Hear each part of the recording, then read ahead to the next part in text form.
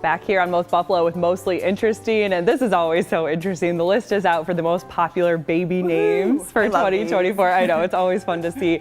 And also the list for the names you might be starting to hear a little bit less of. So according to names.org, the top trending names for girls are all the ones that end in an A: Olivia, Isabella, Amelia, Sophia, and Emma. And meanwhile, some of the names that are fading away are the classics like Amanda, Angela, Brooke, Diana, and Michelle.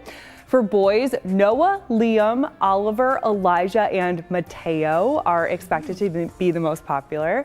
And the names that are not so trendy are names like Johnny, Reed, and Bradley.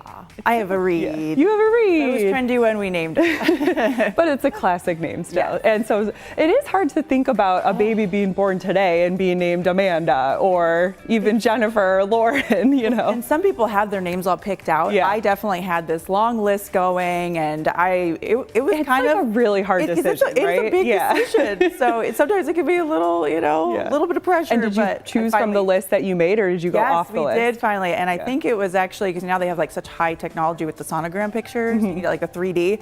And so we ended up picking a name that kind of looked like them. Yeah. And then sure enough, it kind of matched with the name. But I think we had it down to like 3. Yeah. So just to make sure the name matched, the baby when well, we're sure your Reed looks like a Reed, and it's a great name. Yeah, love it. I know, there's a lot of good names out there.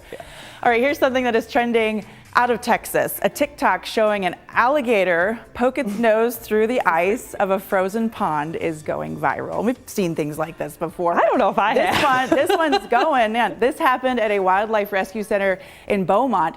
The owner wanted to assure viewers that yes, the alligators are very much alive under the ice. They remain in a state of brumation, so they can survive the frigid conditions. So during that time, their heart beats just 3 beats per minute.